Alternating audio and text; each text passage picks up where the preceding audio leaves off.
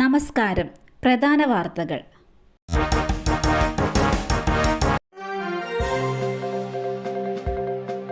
DCC president സ്ഥാനം രാജിവെച്ച് ND അപ്പച്ചൻ. NM വിജയന്റെ മരണം ഉൾപ്പെടെ ജില്ലയിലെ കോൺഗ്രസിൽ പ്രശ്നങ്ങൾ തുടരുന്നതിനിടെ വയനാട് DCC പ്രസിഡന്റ് ND അപ്പച്ചൻ രാജിവെച്ചു. അടുത്തിടെ പ്രിയങ്ക ഗാന്ധിയുടെ സന്ദർശനവുമായി ബന്ധപ്പെട്ട് ND അപ്പച്ചൻ നടത്തിയ പരാമർശം കോൺഗ്രസ് നേതൃത്വത്തിന് അതൃപ്തി ഉണ്ടാക്കിയിരുന്നു. ഈ സാഹചര്യത്തിലും കൂടിയാണ് ND അപ്പച്ചന്റെ രാജി.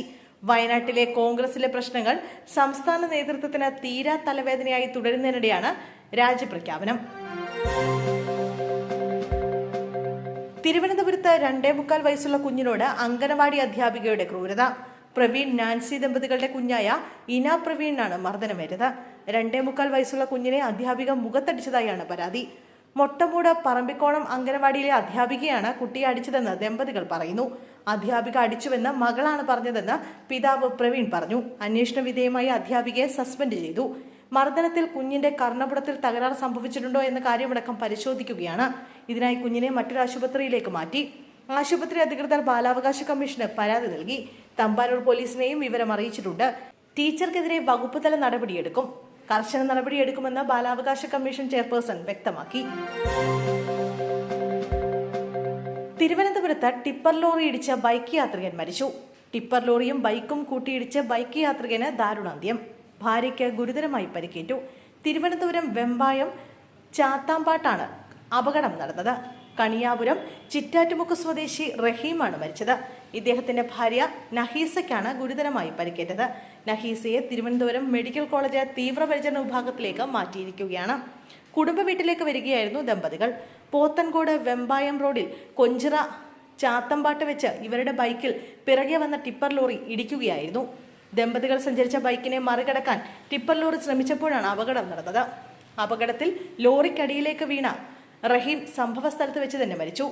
മെഡിക്കൽ കോളേജ് ആശുപത്രിയിൽ ചികിത്സയിൽ കഴിയുന്ന നസീഹയുടെ ആരോഗ്യനില ഗുരുതരമായി തുടരുന്നുവെന്നാണ് വിവരം. വൈദ്യുതി ലൈനിൽ വീണ ഓല മാറ്റുന്നതിനിടെ കിണറ്റിൽ വീണ യുവാവിന് ദാരുണാന്ത്യം. കാസർഗോഡ് കിണറിന് മുകളിലൂടെയുള്ള വൈദ്യുതി സർവീസ് ലൈനിൽ വീണ ഓല എടുത്തു മാറ്റുന്നതിനിടയിൽ കിണറിൽ വീണ യുവാവിന് ദാരുണാന്ത്യം. ഉദുമ വലിയ വളപ്പിലെ അശ്വിൻ അരവിന്ദാണ് മരിച്ചത്. 18 വയസ്സായിരുന്നു.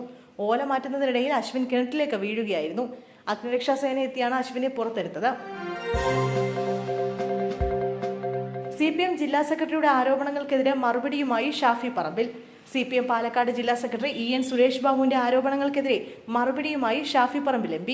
നിയമ നടപടിയുമായി മുന്നോട്ടു പോകും. ഇത് ആരോപണമല്ല, അധിക്ഷേപമാണെന്ന് ഷാഫി പറമ്പിൽ പറഞ്ഞു. പരാമർശങ്ങൾക്ക് മറുപടി പോലും അർഹിക്കുന്നില്ല. ഇതാണോ 2026 CPMന്റെ തെരഞ്ഞെടുപ്പ് തന്ത്രമെന്ന് നേതാക്കന്മാർ വ്യക്തമാക്കണം. ഇതാണോ CPMന്റെ രാഷ്ട്രീയം? ജില്ലാ സെക്രട്ടറിയെ കൊണ്ട് ഇങ്ങനെയൊക്കെ സംസാരിപ്പിക്കലാണോ തെരഞ്ഞെടുപ്പിലേക്കുള്ള മാനിഫെസ്റ്റോ എന്നും ഷാഫി പറമ്പിൽ ചോദിച്ചു. മാധ്യമങ്ങളോടാണ് ഷാഫിയുടെ പ്രതികരണം.